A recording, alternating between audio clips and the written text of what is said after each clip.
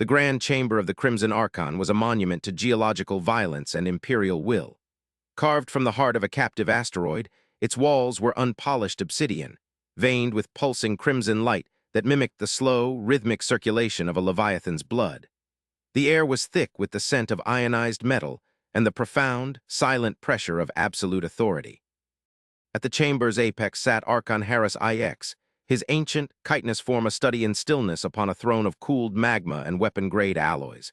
His multifaceted eyes, dull with the weariness of centuries, reflected the shimmering hololith suspended in the center of the room. It displayed a single, infuriating object, a sphere of perfect, unblemished blackness hanging silently in the void of the Kashan Veil. It was a hole in reality, a patch of non-existence that drank the light of the nearby nebula and gave nothing back. Before him, his war marshals stood in rigid formation, their ceremonial armor scraping softly against the stone floor. The silence had stretched for an unnerving duration, a vacuum that even the most hardened Cathar warrior found unsettling. It was a silence born not of discipline, but of a shared, unutterable dread.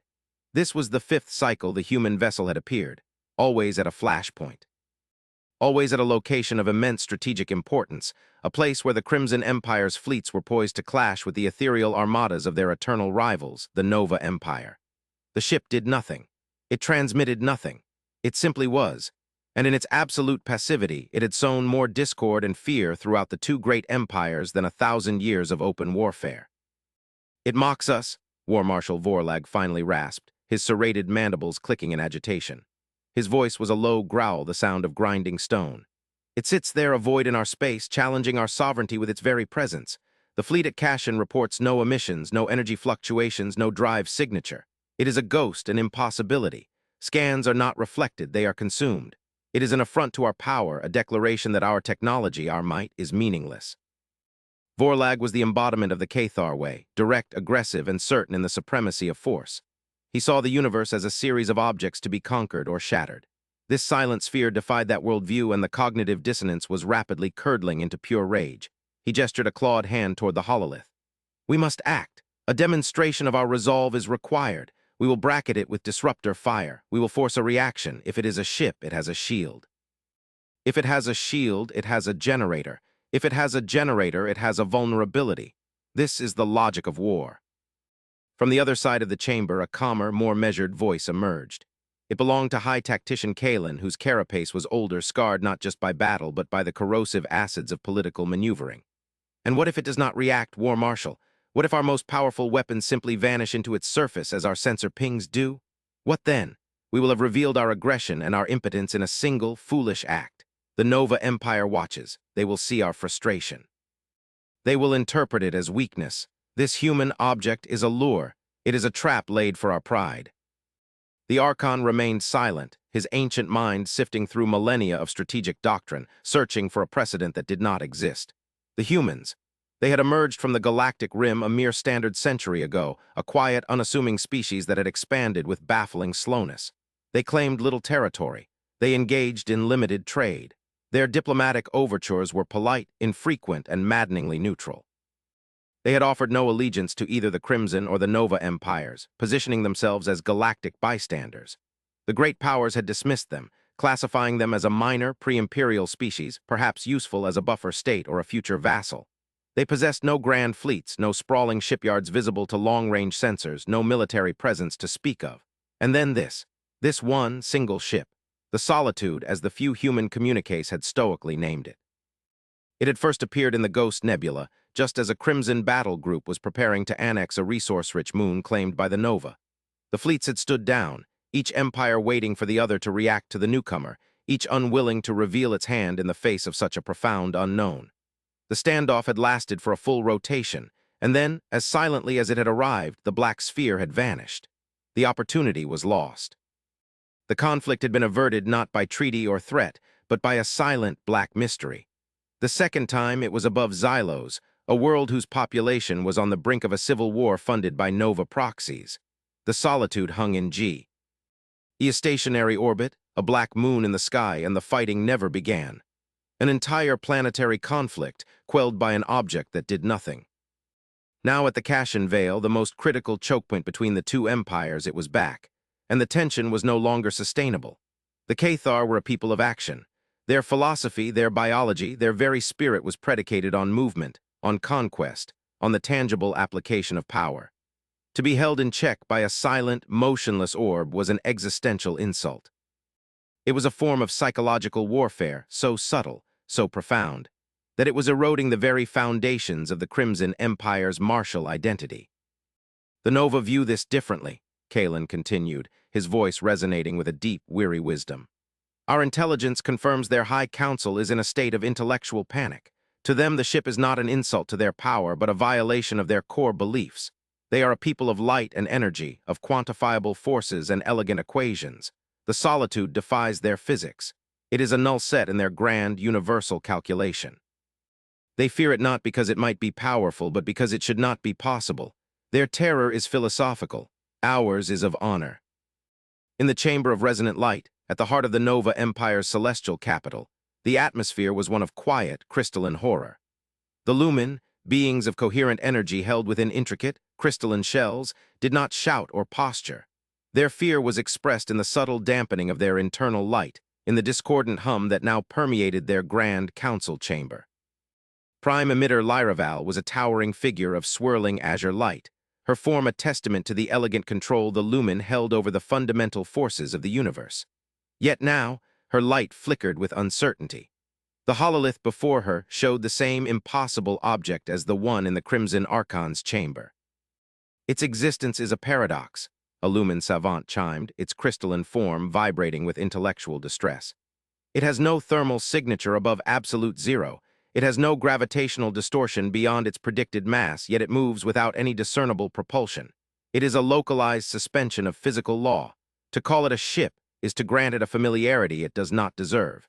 It is a wound in the fabric of spacetime. Lyraval's resonant voice filled the chamber, a sound like colliding chimes.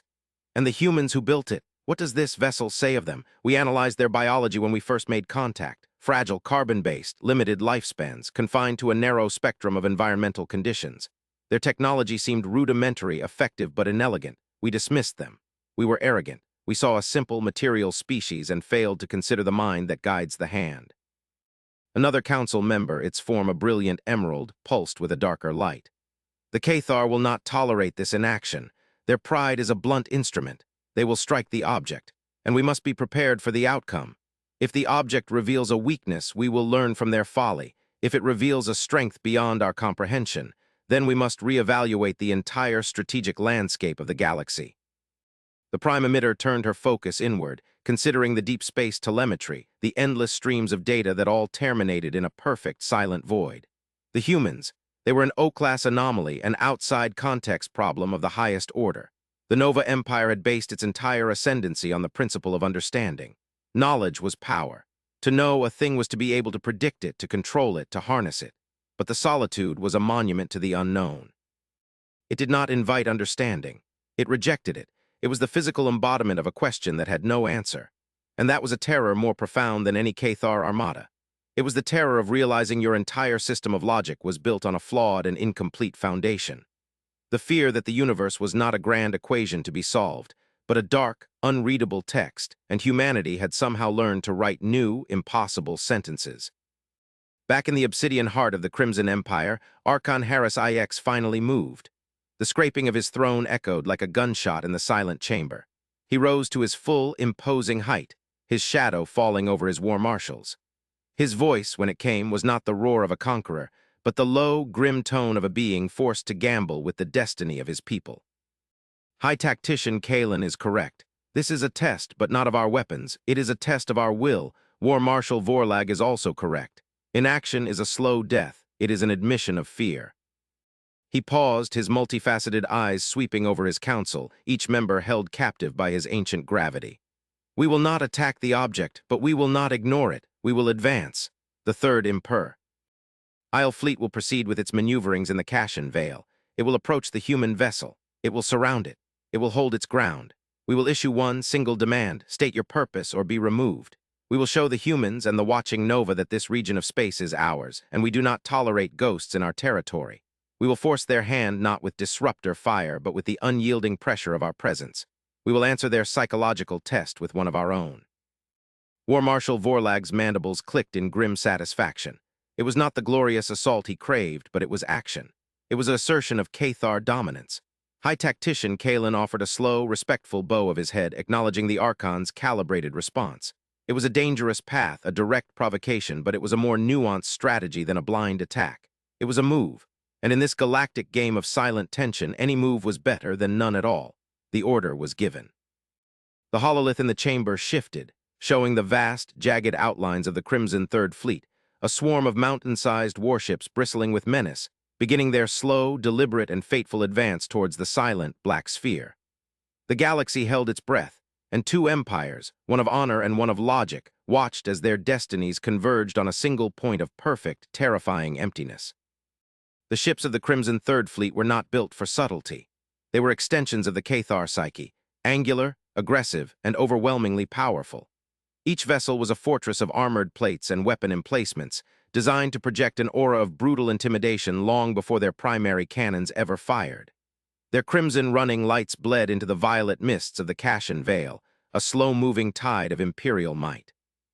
At their head was the Iron Will, the flagship of War Marshal Vorlag himself, who had taken personal command of this momentous confrontation. He stood on the bridge of his vessel, a cavernous space of dark metal and glowing red tactical displays, his claws clasped behind his back as he stared at the viewscreen. The human sphere grew larger with every passing moment, yet it remained unchanged, a perfect circle of nothing. The fleet methodically executed its encirclement maneuver. Warships, cruisers, and destroyers formed a closing sphere of their own around the Solitude, their weapon ports glowing with latent energy, their shield emitters humming with readiness. It was a display of overwhelming force, a cage of steel and fire being constructed around a specter. The bridge of the Iron Will was a hive of controlled activity, yet an undercurrent of deep-seated anxiety was palpable. Every officer, every technician felt the unnaturalness of the situation. Their training was for battle against tangible foes, against ships that maneuvered and shields that flared and weapons that fired. This was like trying to intimidate a hole in space. "We are in position, War Marshal," the helm officer reported, his voice tight. "The human vessel is completely enclosed. All weapons are locked. We await your command." Vorlag stared at the sphere, his multifaceted eyes trying to resolve some detail, some texture, some imperfection on its surface. There was none. It was a statement of flawless, absolute design. It was a defiance of the universe's natural tendency towards chaos and imperfection. "Open a channel, all frequencies, unencrypted. Let the Nova hear our resolve. Let the galaxy bear witness." A communications officer nodded, his claws tapping nervously at a console. "Channel open, War Marshal." Vorlag stepped forward, his voice booming through the bridge's audio system and out across the void. "This is War Marshal Vorlag of the Crimson Empire, commanding the Third Imperial Fleet. You are in violation of Crimson sovereign space. You have ignored all previous hails. This is your final warning. State your name, your allegiance, and your purpose here, or you will be removed by force." The message echoed out into the Cashan Vale, a declaration of Cathar law to an object that seemed to exist outside of all law. On the bridge, the crew waited. The seconds stretched into a minute. The minutes stretched into 5. The only sound was the low thrum of the flagship's engines and the frantic, silent beating of multiple Cathar hearts. The silence from the sphere was no longer passive. Framed by a fleet of warships with their weapons armed, its silence had become an active, deafening statement of contempt. Vorlag's mandibles ground together. His pride, the pride of his entire species, was being systematically dismantled by this silent rebuke. "They mock us," he snarled to his second-in-command. "They believe we will not act. They see our restraint as fear." He was about to give the order to fire a warning shot, to scar the void near the vessel, to prove their intent, when the communications officer suddenly stiffened. "War Marshal, we are receiving a signal, a response." A wave of shock and relief washed over the bridge. Vorlag's posture straightened. "On screen, audio only, let us hear the voice of these cowards." The ship's internal speakers hissed for a moment, and then a voice filled the bridge. It was nothing like they had expected. It was not the booming command of a warrior king, nor the synthesized screech of an alien intelligence. It was calm. It was measured. It was female. And it spoke the Cathar trade language with flawless, unaccented precision. "This is Captain Eva Rostova of the human vessel Solitude." The simplicity of the introduction was a weapon in itself. No rank beyond captain, no grand titles, no recitation of allegiances or imperial authority, just a name and a vessel. Vorlag felt a fresh surge of anger at the perceived lack of respect. "Captain Rostova of the Solitude," he bellowed, his voice dripping with condescension. "You have taken your time in answering. I have made a demand. I will not repeat it a third time. What is your purpose here?" There was no hesitation in her reply. "We are observing." Vorlag's claws tightened into fists. "Observing what? The splendor of our fleet, the might of the Crimson Empire." "We are observing the conditions," the voice replied, its tone unchanged, as if she were dictating a scientific report. "We are recording the strategic dispositions, the energy signatures, the communications traffic. We are documenting the pattern of escalation between the Crimson Empire and the Nova Empire."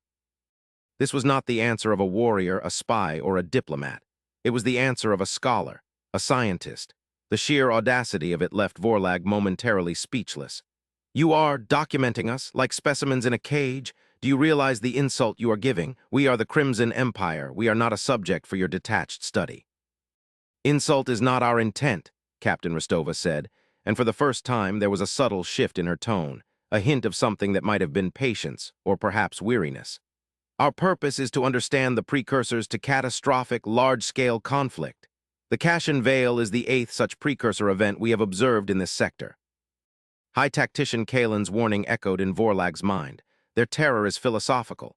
This was a form of engagement so alien to the Cathar mindset that it was disorienting. They were being treated not as adversaries, but as data points. The humiliation was more profound than any military defeat. "Your observation is interference," Vorlag shot back, his rage finally boiling over. "You have halted the rightful business of two empires. Your presence is an obstruction. I will give you one final chance to withdraw. Depart the Kashan Veil now, or we will fire." The silence that followed was different. It was not empty. It felt thoughtful. When Captain Rostova spoke again, her voice carried a new gravity, a weight that seemed to fill the bridge and press down on every Cathar warrior present. "War Marshal Vorlag, you are operating under a misapprehension. You believe your fleet and this vessel exist in a state of parity. You believe you are making a threat. Please understand, we are not in your space. You are in ours." Before Vorlag could process the staggering arrogance of that statement, she continued. "You see this vessel as an object, a machine of metal and circuits. You are incorrect. The Solitude is not a ship in the way you understand it. It is a localized expression of principle. And the principle is this: the universe has laws more fundamental than those of any empire." Vorlag had heard enough. This was not diplomacy, it was a lecture, a sermon from an arrogant, upstart species hiding in their black shell. "Enough of your riddles. Helmsman, fire a proximity bolt. Detonate it 1,000 Kaleems off their port bow. Let them see the laws of a crimson disruptor cannon." "Aye, War Marshal," the helm officer confirmed, his clawed hands flying over his console. "A forward battery on the iron will glow with incandescent energy." On the Nova Empire's listening posts, sensors screamed alerts. The moment had come. A bolt of pure, coruscating crimson energy, a lance of controlled annihilation capable of cracking a moon's crust, erupted from the flagship. It crossed the void in an instant, aimed not to hit, but to detonate close enough to overload any conventional shield system, a brutal statement of capability. But it never reached its destination. The bolt did not impact a shield. It did not harmlessly dissipate. It simply ceased to be. Roughly 5,000 Kaleems from the Solitude's surface, the beam of energy seemed to bend, to warp, as if it had encountered a lens of impossible gravity. The crimson light twisted, spiraled, and then folded in on itself, vanishing into a pinpoint of nothingness without a sound, without a flash, without any release of secondary energy. It was gone, not block. Not absorbed, deleted. A collective gasp, a sharp intake of breath through 100 spiracles, was the only sound on the bridge of the Iron Will. The tactical display showed the energy bolt firing, and then its signature simply terminated mid-flight. There was no shield flare, no radiation bloom, nothing. The technicians frantically checked their sensors, certain of a malfunction. "Report," Vorlag roared, his own confidence shaken to its core.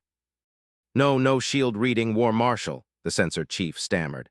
"No energy dispersal, though the bolt just vanished. Spacetime in that coordinate is flattened.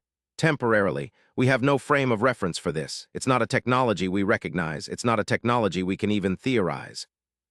The calm female voice returned, its serenity now utterly terrifying. "What you perceive as the hull of our vessel is not a physical boundary. It is an event horizon, a manufactured, stable, and mobile singularity. We do not use shields, War Marshal. We use geometry, the geometry of space-time itself. To fire a weapon at us is to fire a weapon at the fabric of reality.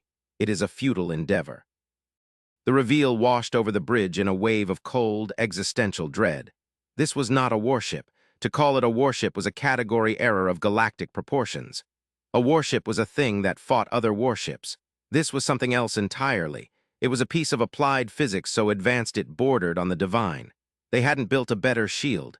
They had weaponized the universe.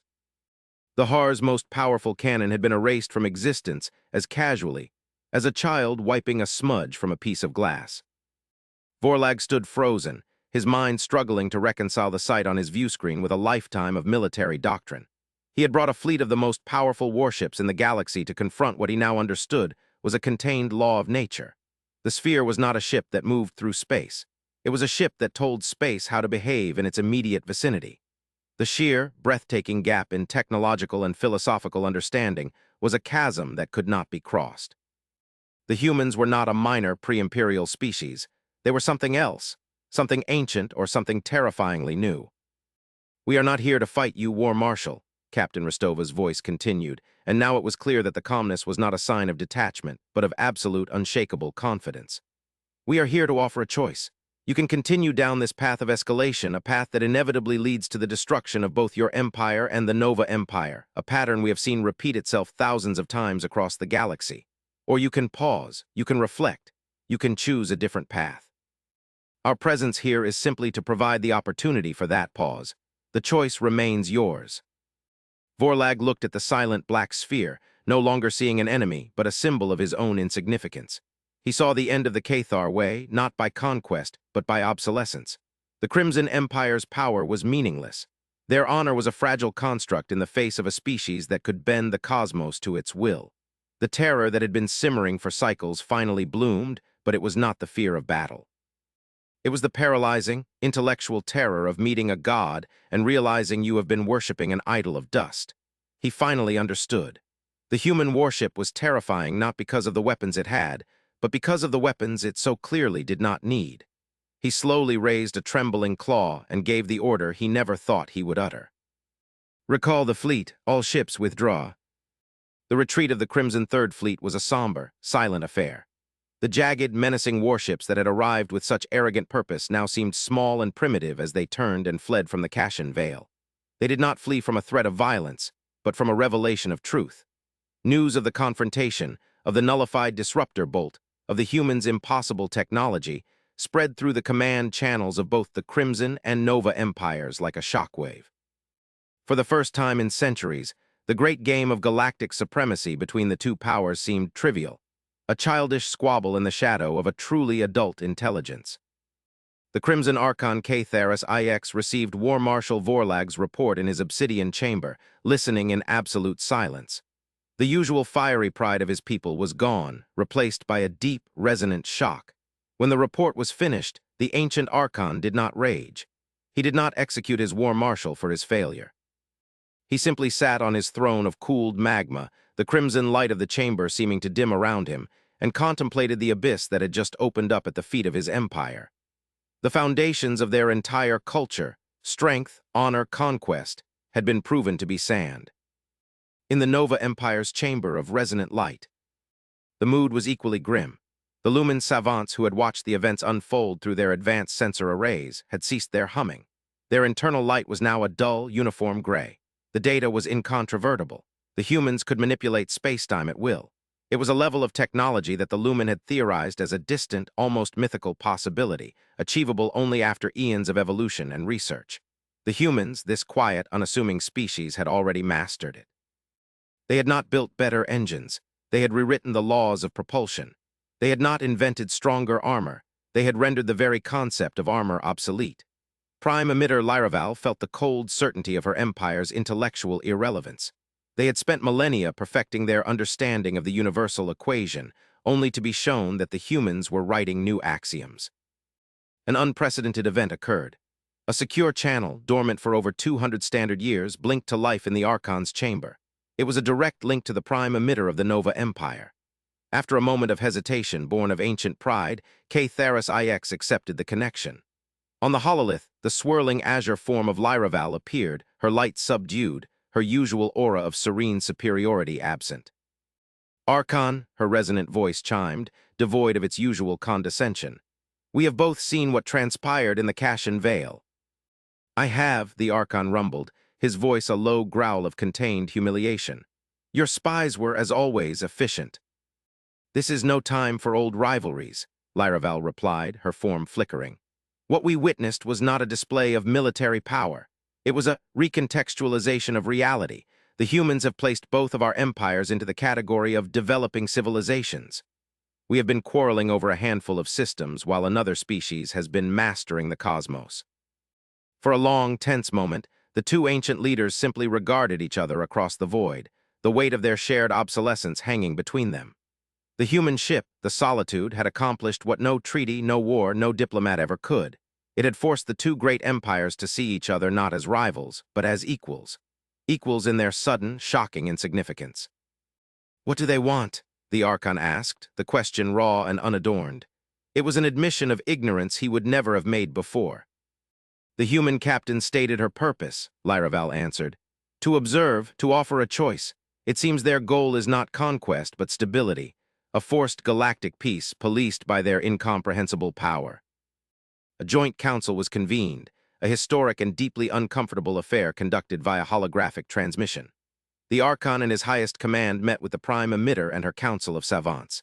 And in the center of their combined holographic chambers, a new figure was projected, Captain Eva Rostova. She appeared not on the bridge of her vessel, but in a simple, unadorned room with plain gray walls. She wore a simple, dark blue uniform, devoid of medals or ostentatious rank insignia. She was a middle-aged woman, her face lined with a calm, patient intelligence. She looked ordinary, and that ordinariness was, in its own way, as terrifying as the black sphere she commanded. Archon K-Theris, prime emitter Lyraval, she began, her voice the same one that had shattered the confidence of a Cathar war marshal. I thank you for agreeing to this meeting. I understand you have many questions. It was the Archon who spoke first, his voice heavy. Your vessel, the Solitude, is it a weapon? No, Archon, Rostova replied without hesitation. It is a statement. Humanity went through its own period of adolescence. We warred with ourselves over ideology, over resources, over pride. We nearly extinguished ourselves. We learned through great pain that the most destructive force in the universe is not a star-going supernova, but the unchecked ambition of a young, intelligent species. When we finally reached for the stars, we did not find a glorious destiny waiting for us. We found the quiet, radioactive graves of 1,000 other civilizations who had failed the same test. She paused, letting the weight of her words settle upon the two ancient empires. We found their ruins, their warning beacons, their final, desperate transmissions. The story was always the same. They would rise, expand, clash, and annihilate each other, leaving nothing behind but dust and echoes. We realized that direct intervention, offering technology or imposing laws, was a form of contamination. It would only create dependency or resentment. The only ethical way to help was to provide a catalyst for self-reflection. The Solitude, Lyraval chimed, her light pulsing with dawning comprehension. It is a catalyst, a mirror. Precisely, prime emitter, Rostova affirmed. We call them lighthouses. The Solitude is one of many. They are placed at points of high tension at the precipice of devastating conflict. They do nothing. They threaten nothing. They simply exist, a profound and undeniable mystery. Their presence forces a pause. It introduces an unknown variable so significant that it makes old rivalries seem unimportant. It forces proud and logical species alike to look up from their squabbles and contemplate the vastness of what they do not know. In that moment of humility, a new path often becomes visible, the path you are on now. The Archon and the prime emitter looked at each other, the truth of her words undeniable. Their hatred, their ancient war, suddenly felt like a foolish game. The human strategy was not one of conquest, but of psychological shepherding on a galactic scale. It was a form of power so subtle and so profound it was almost indistinguishable from wisdom. So you are the galaxy's silent guardians, the Archon stated, the concept both humbling and infuriating. Watching over us lesser beings, waiting for us to mature. A flicker of something, perhaps sadness, crossed Rostova's face. That was our original mandate, to be witnesses, to preserve the knowledge of those who fell and to offer a moment of pause to those on the brink. But our purpose has changed. It has been forced to evolve. A new tension entered the chamber. The calm confidence in Rostova's demeanor was now layered with a deep, solemn gravity. The lighthouses were not just built to observe nascent empires. Their true purpose was far older. We did not build the first ones. We found them. Ancient, derelict, scattered across the galaxy like silent stone monuments. We studied them, understood their function, and took up their mantle. For millennia, we believed their only purpose was the one I have described to you. She manipulated a control out of view, and the holographic image between the two empires changed. The image of the solitude vanished, replaced by a complex waveform, a signal of immense age and complexity. It was a pattern of pulses and frequencies that was both deeply alien and strangely, unsettlingly familiar, like a distorted echo of a biological rhythm. Our lighthouses are also the most sensitive listening devices ever created, Rostova explained, her voice dropping to a near whisper. They are capable of perceiving the faintest echoes from the dawn of time. For centuries, we have been monitoring a signal, one that emanates not from our galaxy but from the intergalactic void. It is ancient beyond comprehension, and for as long as we have been listening, it has been fading. The waveform on the display pulsed, a slow, tired beat. We believed it to be a natural phenomenon, the death throes of some cosmic object, but the advanced sensor suites on the Solitude finally managed to decrypt a fragmentary layer of the signal, the oldest layer, the part that was sent before the signal began to degrade. Her eyes met those of the Archon, then the prime emitter. It is not a natural phenomenon, it is a message, or rather the fading echo of a warning siren, broadcast by a coalition of civilizations that predate life in this galactic arm. The message is simple, and it is a warning not against war or asteroids or dying stars. She fell silent for a moment, the weight of 1 billion dead worlds in her gaze. It is a warning about the silence. The silence, Lyravel resonated, her form flickering with confusion. Great Filter is not a single event, Rostova said, her voice heavy with the final, terrible revelation. It is not a technological barrier or a societal collapse. The civilizations that fell, the ones we studied, they did not all die in war. We were wrong. Many of them simply went quiet. Their stars are still there. Their planets are intact, but they are dark, silent, devoid of all complex energy signatures of all life. It is a phenomenon that is spreading, a slow, inexorable wave of extinction, a blight that consumes not matter or energy but information, consciousness itself. The waveform pulsed again, weaker this time. This signal is the last remnant of a civilization that faced it. They called it the static, or the erosion. A force, an entity, a natural law we don't know that moves between the galaxies. It does not destroy, it erases, and it is coming. The fading of this signal is not due to time and distance. It is because the source of the signal has finally been erased. The full, horrifying scope of the situation descended upon the two leaders. The terror they had felt for the Solitude was a pale, insignificant shadow compared to this new, cosmic dread. The human warship was not a threat. It was a symptom. The humans had not been observing them out of academic curiosity. They had been searching for allies. The lighthouses were built to be the first line of detection for this. Static, Rostova concluded, her calm demeanor now the last bastion of sanity in a universe that had suddenly become infini. Telly more terrifying. To watch for the signs, to prepare. Humanity has been preparing alone for a century. We can no longer afford to do so. The age of galactic empires, of petty rivalries and wars over territory is over. It has to be. She looked at the Cathar Archon, a being of honor and war, and the Lumen Prime Emitter, a being of logic and light, and she offered them not a demand, but an invitation into a shared, desperate future. The purpose of the Solitude is no longer to observe you. Its purpose is to recruit you. The war that is coming will not be fought for resources or for pride. It will be fought for the right of consciousness to exist. We are no longer your guardians. We are your equals in a struggle for survival. The hologram of Captain Eva Rostova faded, leaving the Archon and the Prime Emitter alone in their respective chambers, connected by a bridge of light and a shared, profound terror. They looked at the empty space where the human had been, then at the star charts of their own galaxy, no longer seeing a map of territories to be conquered, but a tiny, fragile island of light in an encroaching, silent ocean. The human warship had terrified two empires, not by showing them its power, but by showing them the true face of the dark. And in that shared terror, a new and desperate alliance was about to be born.